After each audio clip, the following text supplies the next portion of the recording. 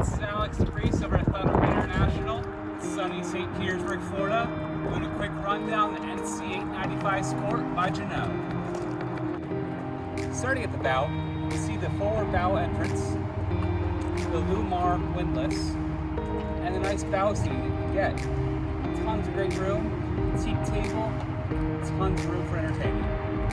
Another unique feature about the NC895 Sport is that the boat is asymmetrical.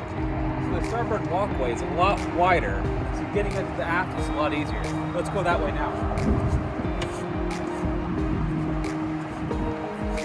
In the aft, you find tons of foldable benches, a bait well, shallow storage, tons of rod storage, and a paddleboard rack up top.